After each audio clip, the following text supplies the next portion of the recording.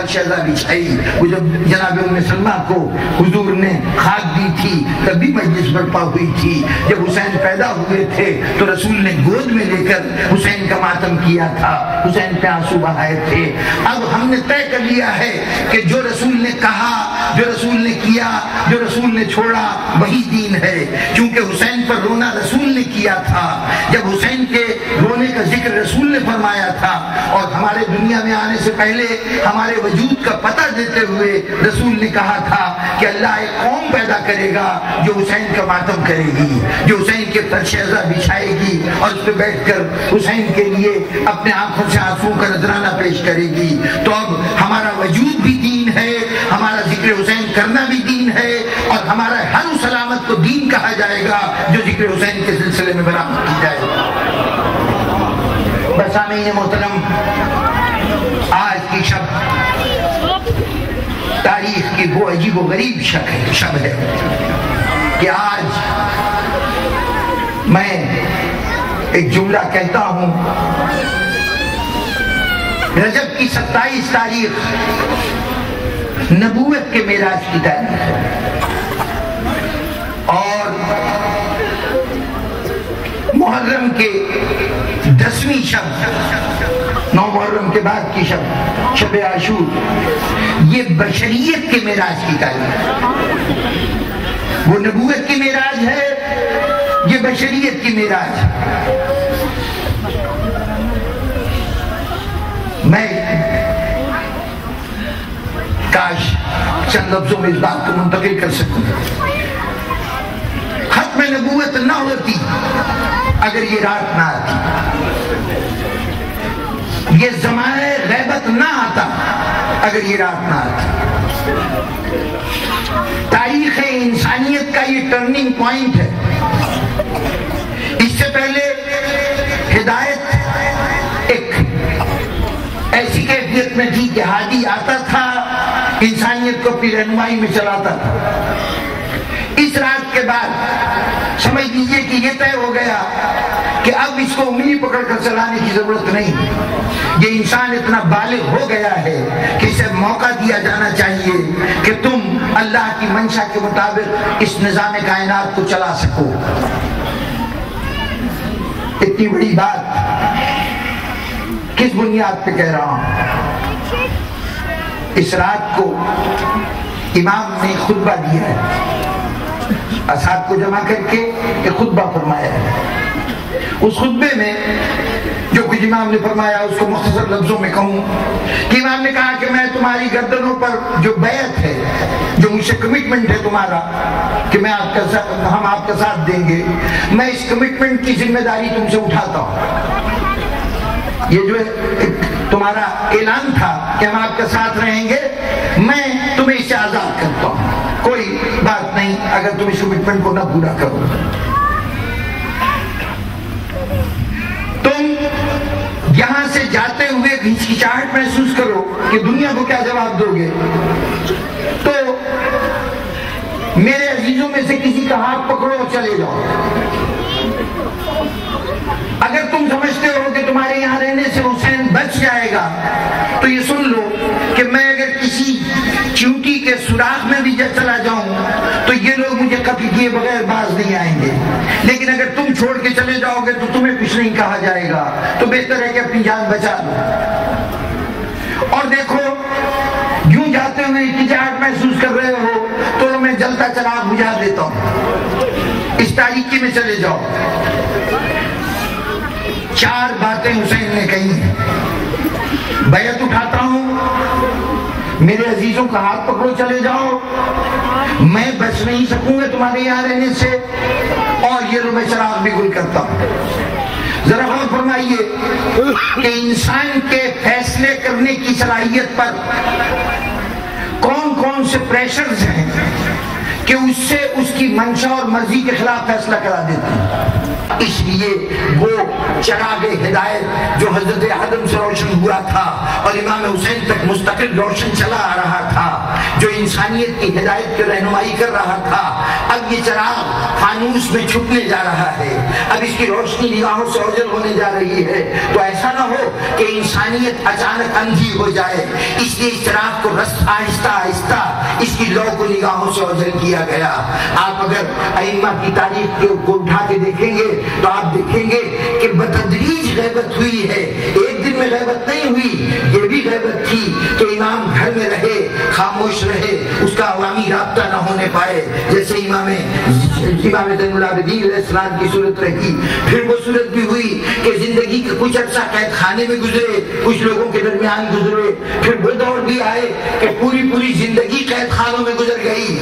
یہ ابتدائی غیبت تھی، یہ بھی غیبت صغریٰ تھی۔ اور پھر وہ جسے غیبت کبریٰ کی منزل تک پہنچنا تھا، اس نے بھی تقریباً 70 سال غیبت صغریٰ میں گزارا کہ رابطہ ہے، تمہارے نمائندے جا سکتے ہیں، مل سکتے ہیں۔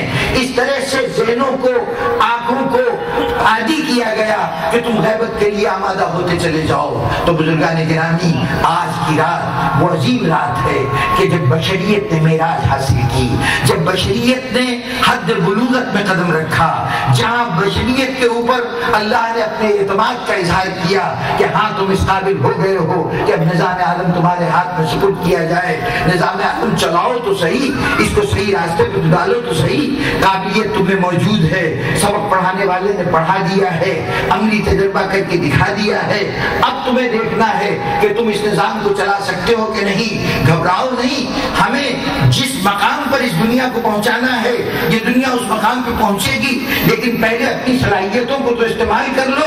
جب استعمال کرتے کرتے کسی مقام پر پہنچ کے تم تھک جاؤ گے تو پھر ہمارا نمائندہ آ جائے گا، تمہاری بیڑی بنا دے گا، تمہیں راستے پہ ڈال دے گا اور وہ مقصد حیات حاصل کر لے گا جس کے لیے انسان کی تخلیق کی گئی ہے۔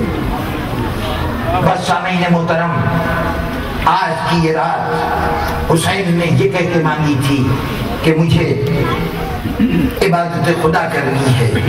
پروردگار عالم کا یہ بندہ ایسا بندہ ہے کہ اس کی زندگی کا ہر لمحہ عبادت خدا میں گزرتا ہے، لیکن آج حسین نے عبادت کے نئے انداز دکھائے۔ ہم سمجھتے تھے کہ عبادت وہی ہوتی ہے کہ مصلی پہ کھڑے ہو کر خدا کی بارگاہ میں سجدے کیے جائیں، قیام و رکوع و قعود کیا جائے۔ حسین نے عبادت کے نئے انداز سکھائے۔ وہ عبادت کے انداز کیا ہیں؟ کبھی اپنے انصار سے گفتگو کرتے ہیں، یہ گفتگو بھی عبادت ہے۔ کبھی اپنے اعزا کے خیموں میں گشت کرتے ہیں، یہ بھی عبادت ہے۔ کبھی قتل گاہ میں جا کے مختلف مقامات کو صاف کرتے ہیں اپنے ہاتھوں سے، یہ بھی عبادت ہے۔ نہ معلوم کون کون سے انداز حسین نے دکھائے ہیں عبادت کے۔ ایک مرحلہ آیا تھا عبادت کا جب حسین نے اصحاب سے خطاب کیا تھا، خطاب ختم ہوا، اصحاب منتشر ہوئے، حسین نے کہا جاؤ اچھا اب اپنے خیموں میں جا کے عبادت کرو۔ یہ سب اپنے خیموں کی طرف چلے۔ حسین اس خیمے سے باہر نکلے جس میں انصار سے گفتگو ہو رہی تھی، چل کے آئے اس خیمے میں جہاں زینب موجود تھی، وہاں پہنچے، ادھر خیمے میں گئے، بہن بھائی میں بات شروع ہوئی۔ حسین کا ایک جانثار ساتھی ہلال ابن نافع بجلی، وہ امام حسین کے نقش قدم پہ چلتا ہوا حفاظت کے خیال سے امام کے ساتھ ساتھ آیا تھا۔ جب حسین خیمے میں داخل ہوئے وہ دروازے کے اوپر کھڑا رہ گیا۔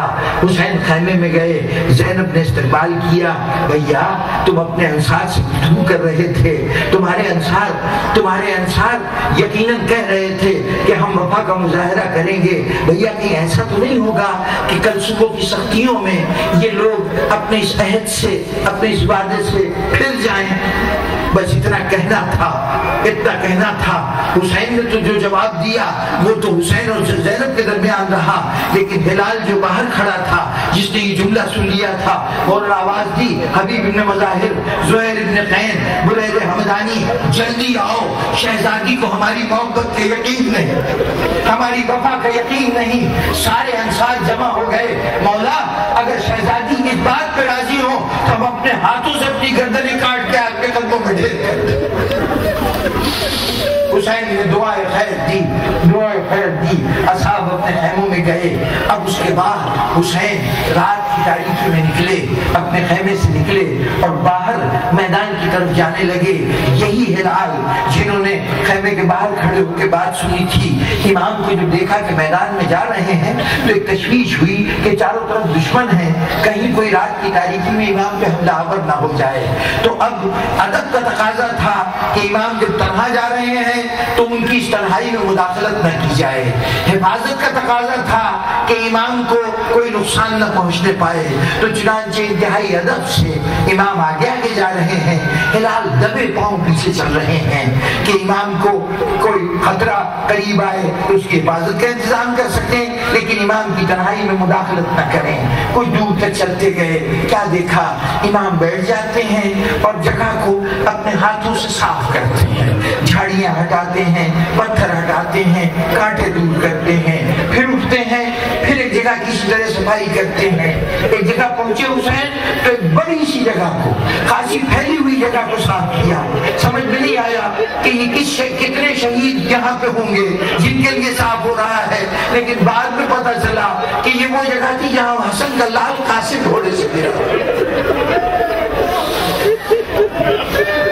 چلتے جا رہے ہیں، آخر ایک مقام پہ رکے اور پلٹ کے کہا، ہلال میں تمہارے قدموں کی آہٹ بڑی دیر سے سن رہا ہوں، آؤ میرے قریب آ جاؤ، آؤ میرے قریب آ جاؤ۔ ہلال آئے، امام مخاطب ہوئے، ہلال تم میری حفاظت کر رہے ہو نا، لیکن ہلال ایک بات سنو، وہاں تو خیمہ تھا نا، وہاں سب جمع تھے، وہاں شاید تمہارے دل میں اگر کوئی بات آئی بھی ہو تو وہاں اپنے دوستوں کی موجودگی میں نہیں کر سکے۔ یہاں رات کی تاریکی ہے، یہ ٹلے ہیں، یہ جھاڑیاں ہیں، ان کا راستہ لو، تم کوفے کی طرف واپس چلے جاؤ، میری طرف سے ساری پابندی اٹھائی جاتی ہے۔ وہ یہ سننا تھا، ہلال نے ہاتھ جوڑ لیے، مولا کب تک امتحان لیں گے اپنے غلاموں کا، کب تک امتحان لیں گے مولا، ذرا کل کی صبح طلوع تو ہونے دیجیے، پھر دیکھیے گا۔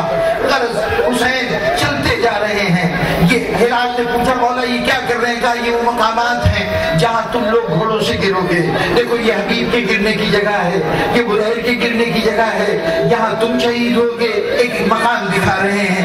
اتنے میں ہلال نے دیکھا کہ دور نشیب میں ایک بی بی بیٹھی ہے جو زمین کو اپنے ہاتھوں سے صاف کرتی جا رہی ہے اور کہہ رہی ہے میرا حسین گھوڑے سے گرے۔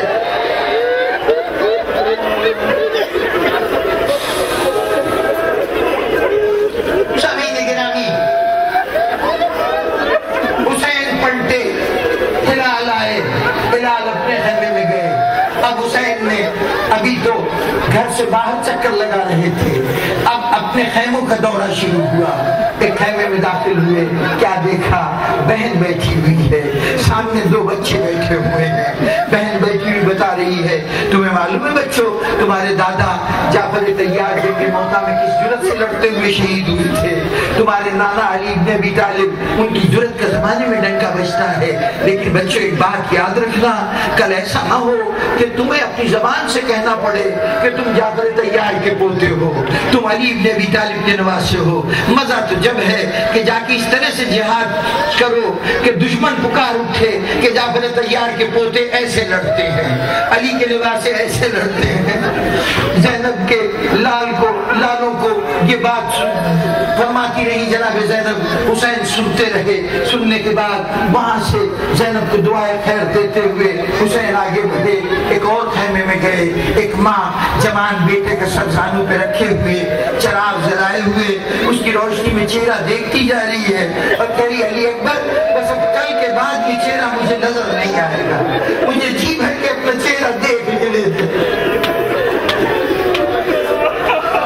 ایک اور خیمے میں حسین گئے، 13 سال کا بچہ سامنے بیٹھا ہے، حسن کی بیوہ بچے کے سامنے ہے، بیٹا کل یاد ہے کل میدان میں تجھے اپنی جان کا نذرانہ پیش کرنا ہے، آج تک تو میدان میں لڑنے نہیں گیا، آج تک تم نے تلوار نہیں چلائی، لیکن قاسم تو ہے، کوئی اور نہیں، تو علی کا پوتا ہے، تو علی کا وارث ہے، یاد رکھ کہ پہلے تلوار نہ چلائی اور آج تو نے تلوار چلانے میں کوئی کمزوری دکھائی، میدان میں جا کے اپنی کمسینی کی وجہ سے تو نے کوئی کمزوری دکھائی تو دنیا کہے کہ حسن کا بیٹا تو ایسا نہ کرتا، یہ ام فروا کے دودھ کا قصور ہے، بیٹے میری بے عزت تیرے حوالے ہے، تیرے حوالے ہے۔